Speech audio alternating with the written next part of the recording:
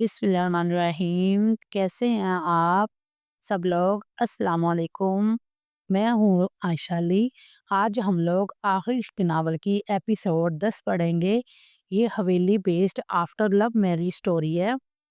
उम्मीद है हमेशा की तरह आज की एपिसोड आप लोगों को बहुत पसंद आएगी। तो नावल शुरू करने से पहले अगर आप मेरे चैनल पर नए हैं तो चैनल को सब्सक्राइब लाजमी कर लीजिएगा और वीडियो को फुल वॉच किया करें और एक प्यारा सा कमेंट भी कर दिया करें अगर आप लोगों को कोई भी सीन या हीरो या हीरोइन में से कुछ भी अच्छा लगता है तो काइंडली आप लोग बताया करें। तो चलिए शुरू करते हैं नावल। 3 माह बाद अबरार शाह का इलाज मुकम्मल हो चुका था। वो फाइनल चेकअप के लिए डॉक्टर यूसुफ के पास आए हुए थे। डॉक्टर ने तफसीली चेकअप करने के बाद कुछ टेस्ट लिख कर दिए थे जिनकी रिपोर्ट हफ्ते बाद आनी थी। शाह साहब, आप तो माशाल्लाह बहुत जल्दी रिकवर कर रहे हैं। मुझे पूरी उम्मीद है आने वाली रिपोर्ट्स में भी मस्बत आएगी। अबरार शाह डॉक्टर की बात सुनकर मुस्कुरा देते हैं और कुछ ज़रूरी हदायत के बाद डॉक्टर से इजाज़त लेते वो हॉस्पिटल से बाहर निकल आते हैं।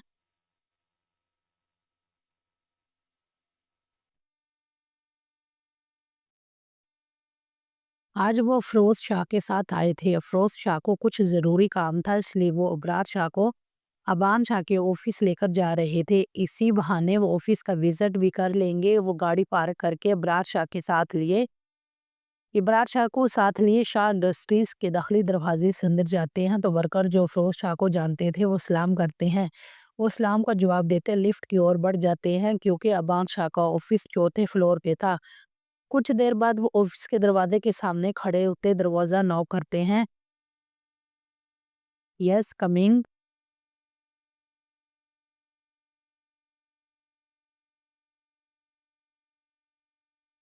अंदर से अबान शाह की मसरूफ सी आवाज़ आती है। जैसे ही वो अंदर जाते हैं अबान शाह अपने दोनों चाचों को एक साथ देखकर अपनी कुर्सी छोड़कर इनके सामने आता है और बोलता है, क्या सरप्राइज दिया है आज तो। मेरे दोनों चाचों ने एक साथ। ये सुनकर अफरोज शाह का कहका गूंजता है। ऑफिस में वो तीनों सामने रखे सफेद रंग के सोफे पर बैठ जाते हैं। अबान शाह ऑफिस बॉय को कॉल करके खाने पीने को लाने को बोलकर इनकी तरफ मतवज्जा होता है।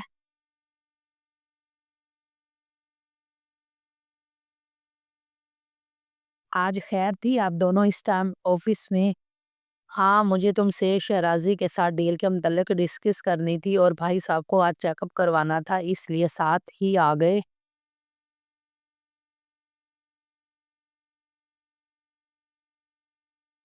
अच्छा, तो डॉक्टर ने क्या कहा अब? डॉक्टर ने तो सब सही बताया है। अब कुछ टेस्ट करवाने हैं, हफ्ते बाद रिपोर्ट्स आएंगी फिर सब क्लियर हो जाएगा। इतने में ऑफिस बॉय खाने पीने का सामान लेकर अंदर आता है और इनके सामने सेट करके चला जाता है। फिर वो खाने के साथ साथ बातें भी जारी रखते हैं।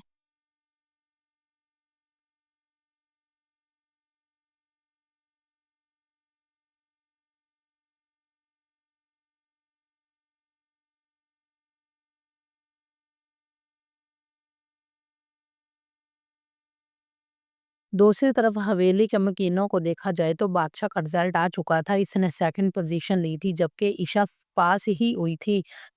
आजकल वो फारग ही थी। दोनों बादशाह तो खाने पकाने की नित नई तरकीबें देखती रहती थी और ट्राई भी साथ साथ करती थी। अब तो इसके हाथों में काफी जायका भी आ गया था। आज भी वो दम बिरयानी बना रही थी जिसके लिए दोपहर से किचन में घुसी हुई थी। बिरयानी के साथ कबाब और रायता भी तैयार कर कर रखा था और कुछ रोल बनाकर तलने के लिए रख छोड़े थे। सब काम से फारिग होकर अब वो फ्रेश होने अपने कमरे में जाती है ताकि फिर खुद खाना सर्व कर सके।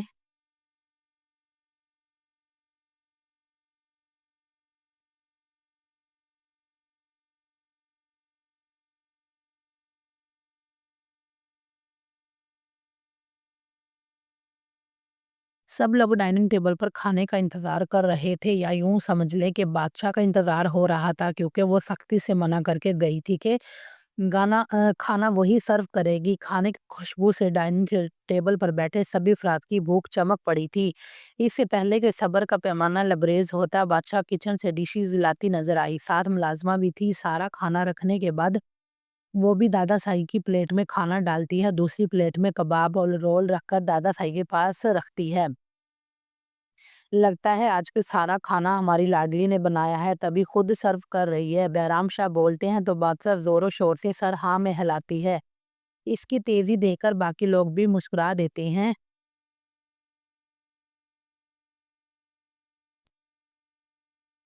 کھانے سے فارغ ہو کر سب اپنے اپنے کمروں میں چلے جاتے ہیں آرام کرنے، اور ملازمہ برتن اٹھا کر کچن میں لے جاتی ہے۔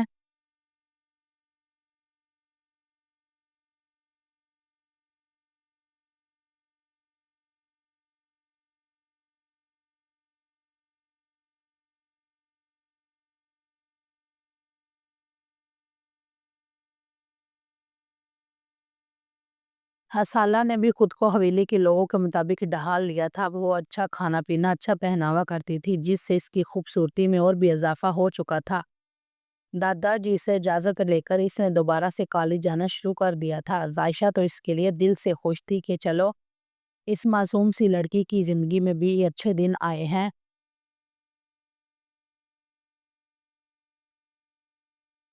یہ دن بھی باقی دنوں کی طرح عام سا دن تھا۔ جب وہ کالج سے نکل کر باہر ڈرائیور کا انتظار کر رہی تھی، دادا سائی نے حسالہ کو کالج پک اینڈ ڈراپ کرنے کے لیے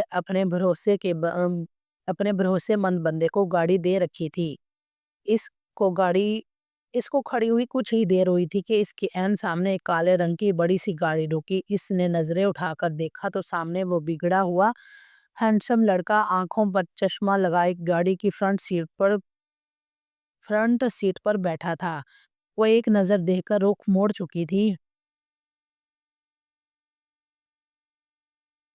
جبکہ دوسری جانب اتنے عرصے بعد اس دشمن جاں کو اپنے سامنے دیکھ کر امتسال شاہ کی رگ رگ میں ایک سکون سا اترتا محسوس ہو رہا تھا۔ اتنے دنوں کی بے چینی یہ کہیں دور جا سوئی تھی، اب وہ بھی یک ٹک بس حسالہ کو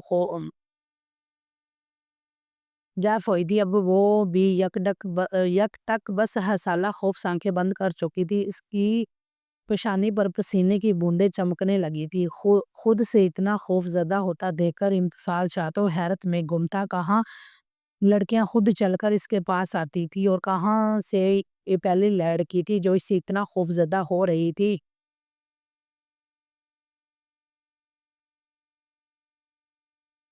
اتنے میں حسالہ کو دور سے اپنی گاڑی آتی نظر آئی۔ وہ دوڑ کر جلدی سے گاڑی کا دروازہ کھول کر گرنے کے انداز میں پچھلی سیٹ پر بیٹھ جاتی ہے، اور پانی کی بوتل نکال کر ایک ہی سانس میں سارا پانی پی جاتی ہے۔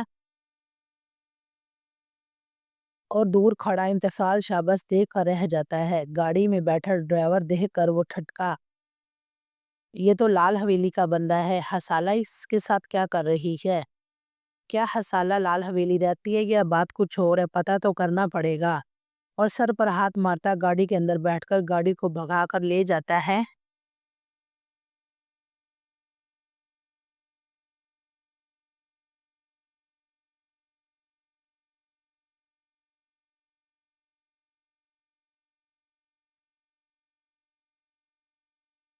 بہرام شاہ مردان خانے میں بیٹھا ہوتا ہے جب اسرار شاہ آفس سے واپس آتے ہیں اور بہرام شاہ کے پاس جا کر سلام کرتے ہیں۔ بہرام شاہ سلام کا جواب دیتے ہیں اور بیٹھنے کا بولتے ہیں۔ وہ بیٹھ جاتے ہیں پاس رکھی کرسی پر، تو بہرام شاہ بات کا آغاز کرتے ہیں کہ ہمیں لگتا ہے اب ہمیں بچوں کی شادی کر دینی چاہیے۔ بادشاہ کی پڑھائی بھی مکمل ہو چکی ہے، اور ابان شاہ کے بھی خیر سے 25 کا ہو گیا، تو ابان شاہ کی بھی خیر سے 25 کا ہو گیا ہے، تو کیا خیال ہے؟ جیسے آپ کو مناسب لگے بابا سائیں۔ پہلے کبھی آپ کی کسی فیصلے سے انکار کیا ہے جو اب ہوگا؟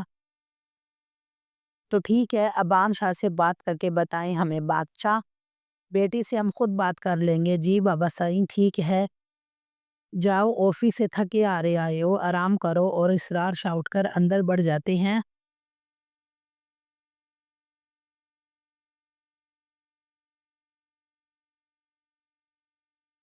لان میں بیٹھے مسز اسرار اور اسرار شاہ چائے پی رہے تھے۔ جب اسرار شاہ بہرام شاہ کی بات حیا بیگم کو بتاتے ہیں تو وہ سن کر ہی خوش ہو جاتی ہے، کیونکہ انہوں نے تو شروع سے ہی بادشاہ کو بان شاہ کے لیے سوچا ہوا تھا، پر وہ بان سے 10 سال چھوٹی تھی، اس لیے کبھی بات نہ کر سکی۔ شاہ سائیں، میں بہت خوش ہوں بابا سائیں کے فیصلے سے۔ بادشاہ گھر کی ہی بچی ہے اور دیکھنا میرے بان شاہ کو اپنی شرارتوں سے بدل کر رکھ دے گی۔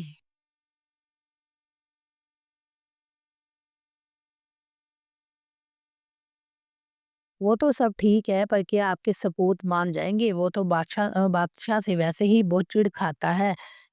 اسے میں منا لوں گی، مجھے اپنے بیٹے پر اور اپنی تربیت پر پورا یقین ہے، یہ بول کر وہ چائے پینے لگ جاتی ہے۔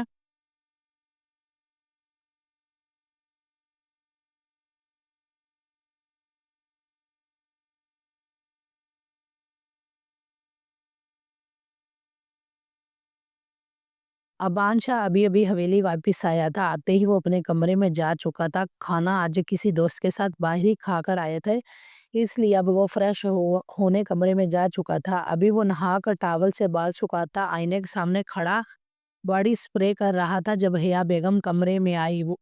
وہ ماں کو دیکھتے ہی شرٹ پہن کر ماں کے پاس آتا ہے۔ موم، آپ خود کیوں آئی ہیں؟ مجھے بلا لیا ہوتا۔ کیوں؟ میں اپنے بیٹے کے کمرے میں نہیں آ سکتی؟ کیا میرا وہ مطلب نہیں تھا موم؟ جانتی ہوں، اچھا بتائیں ایسی کیا بات ہے جس کے لیے آپ کو خود چل کر میرے پاس آنا پڑا؟ بات یہ ہے کہ ہم اپنے بیٹے کے لیے چاند جیسی دلہن لانے کا سوچ رہے ہیں۔ ابان شاہ جو بڑی توجہ سے بات سن رہا تھا آخر میں بد مزہ ہو جاتا ہے۔ موم، مجھے شادی نہیں کرنی، اور کیوں نہیں کرنی وجہ بھی بتا دیں۔ بس ابھی شادی نہیں کرنی، بس کرے شاہ، ابھی بھی کوئی کسر ہے؟ خیر سے 25 کے ہو گئے ہو۔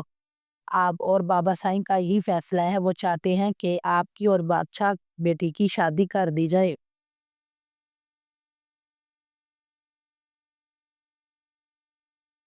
بادشاہ کے نام پر ہی وہ اچھل ہی پڑتا ہے۔ کیا کہا موم؟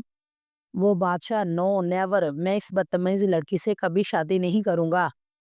بات کرنے کی تمیز نہیں ہے اس لڑکی میں۔ بس کرے شاہ، کیسے اس بچی کے بارے میں بول رہے ہیں آپ؟ کیا یہ تربیت کی ہے میں نے آپ کی؟ وہ چپ کر کے سنتا رہتا ہے۔ موم، میں بادشاہ سے شادی نہیں کروں گا، مت بھولو شاہ، یہ بابا سائیں کا فیصلہ ہے جس میں انکار کی کوئی گنجائش نہیں ہے، اور دوسری بات، میں اور آپ کے بابا سائیں بھی یہی چاہتے ہیں۔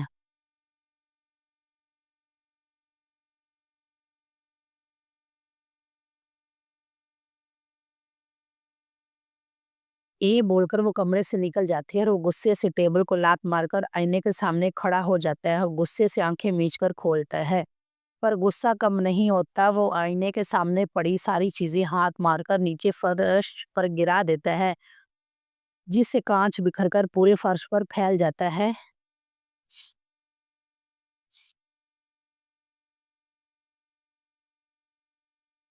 امتسال شاہ گھر واپس آتا ہے اور اس کے ذہن میں یہی بات چل رہی ہوتی ہے۔ وہ لڑکی جو کلیے سے ہی مڈل کلاس کی لگتی تھی، وہ ایسے برانڈڈ کپڑے پہنے، اتنی بڑی گاڑی میں آتی جاتی، ایسا بھی کیا بدلاؤ آیا ہے؟ کہیں اس لڑکی کی شادی تو نہیں ہو گئی؟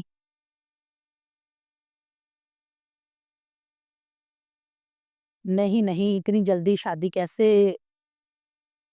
میں بھی پتہ نہیں کیا کیا سوچ رہا ہوں۔ وہ کمرے میں جہاں وہاں چکر کاٹ رہا تھا، اگر کوئی لڑکی اسے ایسے دیکھ لیتی تو ہر سالہ کی خوش قسمتی پر ناز کرتی۔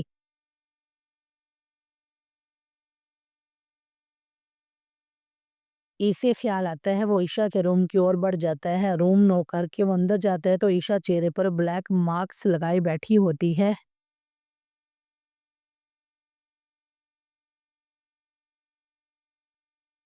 اب وہ مارکس ایسا تھا کہ اسے لگائے بولنا نہیں ہوتا تھا، ورنہ سکین ڈھیلی پڑ جاتی ہے، اور لڑکیاں اتنا رسک کیوں لے؟ اس لیے جب وہ اس سے پوچھتا ہے کہ لال حویلی میں کیا کوئی تاشی کے علاوہ بھی لڑکی ہے تو عشاء چپ رہتی ہے۔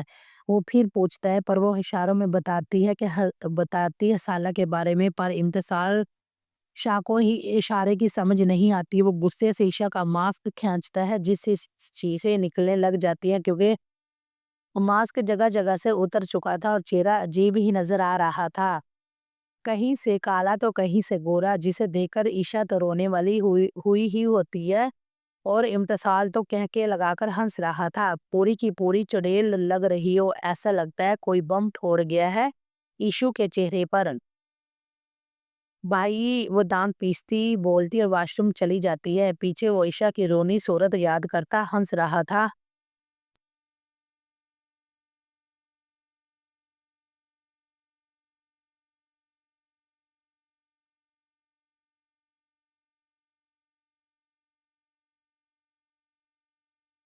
السلام علیکم گائز، آج کے ایپیسوڈ آپ لوگوں کو اچھی لگی ہو تو پلیز ویڈیو کو لائک اور سبسکرائب کر دیجئے گا۔